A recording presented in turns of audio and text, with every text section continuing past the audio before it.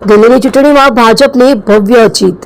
ચૂંટણીના સામે આવેલ પરિણામ અને ભવ્ય જીતની ભાજપમાં ખુશી. દિલ્હી ચૂંટણીમાં ભાજપની ભવ્ય જીત અંગે ભાજપ અધ્યક્ષ સી.આર. પાટીલની પત્રકાર પરિષદ. કેન્દ્રીય કેબિનેટ જળશક્તિ મંત્રી અને ભાજપ અધ્યક્ષ સી.આર. પાટીલ થોડી વારમાં કરશે પ્રેસ વાર્તા. પ્રદેશ અધ્યક્ષ સી.આર. પાટીલની પત્રકાર પરિષદમાં રાજ્ય ગૃહમંત્રી હર્ષ સંઘવી, सांसद मुकेश दलाल, वन पर्यावरण मंत्री मुकेश पटेल पत्रकार परिषद में हाजर. સી.આર. પાટીલનું સંબોધન. ચૂંટણી લડાતી હોય છે અને જીતાતી હોય છે. ભારતીય જનતા પાર્ટી અનેક ચૂંટણી હારી પણ છે. 27 વર્ષ બાદ દિલ્હી ચૂંટણી જીતી. દિલ્હીના લોકો સ્વતંત્ર થઈ ગયા હોય તેવું વાતાવરણ બન્યું. આવા લોકોને જાકારો આપવો જોઈએ તેવી લાગણી દેશના લોકો અનુભવી રહ્યા છે. સૌની અપેક્ષા અને લોકોનો વિશ્વાસ જીત્યો. આ ચૂંટણીમાં વિજય મેળવ્યો છે. કોંગ્રેસ અને આપ પાર્ટીનો સફાઈ રહ્યો. આ ઘમંડી લોકોને જાકારો અને બહાર કાઢવામાં અમે સફળ રહ્યા. અને દરેક રાજ્યમાં આ દેશનો ભાગ છે. દિલ્હીની જીત બતાવે છે કે ઘમંડીઓ ચેલેન્જ કરતા હતા કે આ જીત તમે નહીં મેળવી શકો. લોકોએ આવી પાર્ટીને ઓળખી બતાવી છે. દિલ્હીના લોકોએ ભારતીય જનતા પાર્ટીને જીત અપાવી. દિલ્હીના લોકોને પીએમ મોદીના હાથમાં ભવિષ્ય દેખાયું છે. જે વિશ્વાસ અને ભરોસો રાખી જીત અપાવી છે, જે બદલ દિલ્હીના લોકોનો આભાર. દિલ્હીના લોકોને છુટકારો મળ્યો. સરકારની યોજનાઓનો લાભ દિલ્હીના લોકોને મળશે.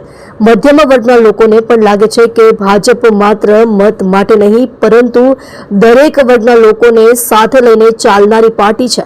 12 લાખ સુધીની આવક પર ટેક્સ રાહત આપવામાં આવી, જેના કારણે નોકરિયાત વર્ગની બચત થશે અને જીડીપી ગ્રોથમાં પણ વધારો થશે. સત્તા પ્રાપ્ત કરવા માટે ચૂંટણી લડીએ છે. સત્તા મેળવવાની સાથે લોકોની સેવા કરવા ચૂંટણી લડીએ છે. અરવિંદ કેજરીવાલના ઠાલા વચનોને કારણે લોકોનો વિશ્વાસ ડગમગી ગયો. શિક્ષણનું સ્તર નીચું ગયું, જેની કોઈ દરકાર લેવામાં ન આવી.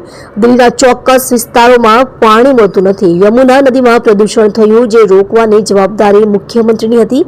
યમુના નદીના કોઈ વિકાસના કામો કરવામાં આવ્યા નહીં.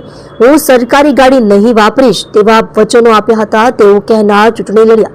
અન્ના હજારે કહ્યું હતું કે અરવિંદ કેજરીવાલ સત્તા ભૂખ્યો હતો, જે સત્તા પચાવી ન શક્યો. દેશના મધ્યમ વર્ગના લોકોને 12 લાખ સુધીની આવક પર ટેક્સ રાહત આપી.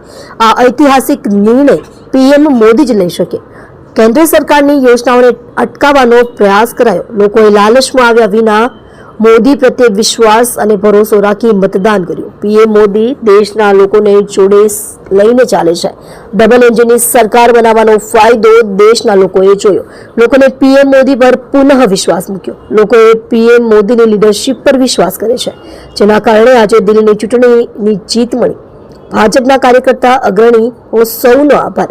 દિલ્હી પ્રદેશ નાનો હતો, પરંતુ તે કેપિટલ હોવાના કારણે ચર્ચામાં હતું.